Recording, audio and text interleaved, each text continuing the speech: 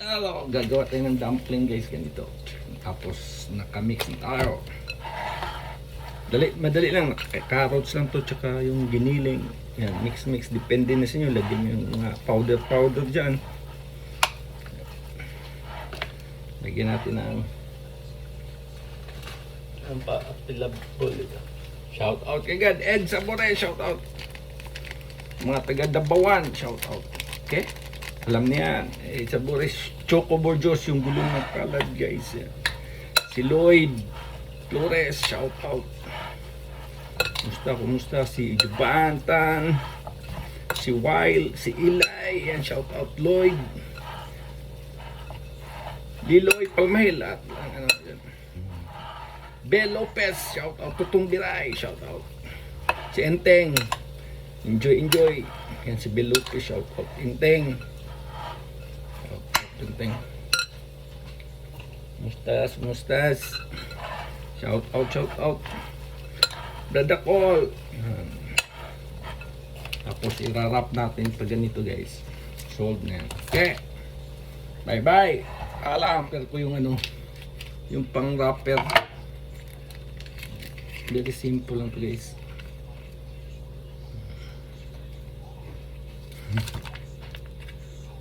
Pwede siguro bilog o kayo nang bahala guys. Depende to guys. Ayan. Diba? Yan. I-wrap natin.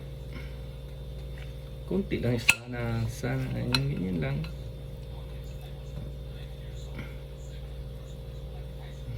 Ganyan lang kunti.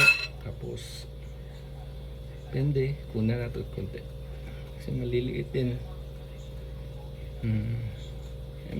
Kung nakasubaybay kayo dyan guys, follow nyo na ako. May sa yan ba? Close. Pag ganyan nyo na, kung ayaw malak, ba? Ayaw malak guys. Kuha kay tinidor. Tinidor guys. Push nyo lang sa tinidor. Yan. Parang gumawa lang kayo ng empanada. Yan. Parang gumawa lang kayo ng empanada na maliit guys. Ba? Yan siya. Parang gumawa lang kayo ng empanada na maliit. Di ba? Okay, gawa pa tayo marami guys. Yan. Ito guys, pag gumagawa kayo ng ganito guys, tapos kailangan na-stay lang talaga kayo sa guys. Stay lang talaga kayo sa kusina kasi maliliit. And then kung for example, negosyo nyo ito. Kung negosyo nyo ito guys, nakaka-stay talaga isa sa kusina kasi para maano lang ba? Yan. Gumawa lang kayo ng empanada na maliit. Yan. Di ba? Simple lang pagkalak, di ba? Yan. So cute, di ba? Yan, magdami na yun siya. Yan. And guys, kung nagugustuhan nyo talagang ganitong pagtatabaw guys, kasi maliliit to guys, masilan, tiis, count me in guys, count me in. Huwag na kayo magpalo-palo dyan. Count me in guys, yan. Count me in. Kasi kailangan talaga pasensya, mahabang pasensya to guys, ha?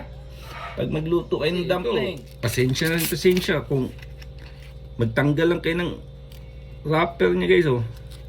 Di ba? Ang pasensya mo dito is sobrang haba. Yan, kung pasensya lang. Mahaba na pagtanggal lang ito, pasensya na. Lalo na paglagay ng yung ano niya, oh, paglagay niyang ng tawag nito,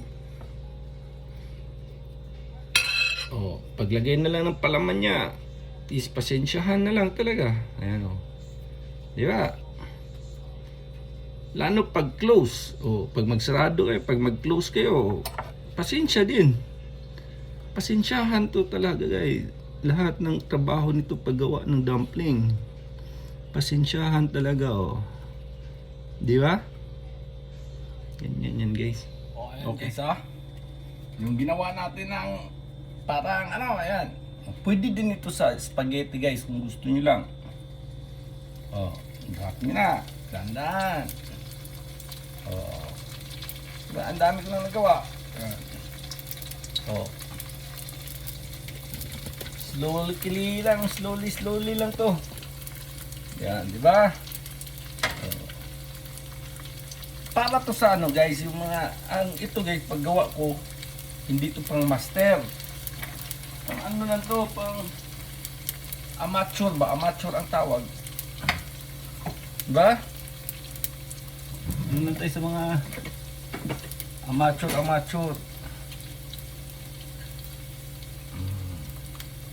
Baliktad para hindi masunog. Kasi masusunog agad to.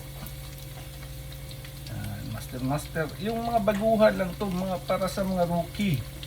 Hindi to para sa mga master dyan. Yung mga master dyan, manood na lang kayo. Kung, sabi nyo, comment na lang kayo. O, ano. Diba? Count me in guys. Yan ang sabi ko sa inyo. Count me in. O, diba? Kung nagustuhan, follow pa more. Okay? Hindi lang to pang ano. Itong dumpling nito, hindi lang to pang, prito mo.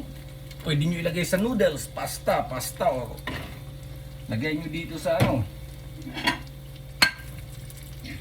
Kuha kayo ng, mainit. Ayan. Lagyan nyo sa, yan, spaghetti sauce. Ayan.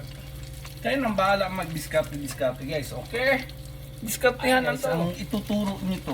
Ang gusto ko lang ito, kung master na kayo, mag-comment na lang kayo. Kasi huwag kayong mag-bash. Count me in guys, yung huwag kayong solo like yan. Para to sa mga rookie. Rookie na gustong maging kusinero o gustong magnegosyo. Yan, gawin nyo to sa bahay nyo guys. Sundan nyo lang itong mga ginagawa guys. Yan, sundan nyo lang yan. Yan, sundan nyo na ako hanggang sa kanto. Ay, bahala na kayo. Matuto lang kayo nung matuto.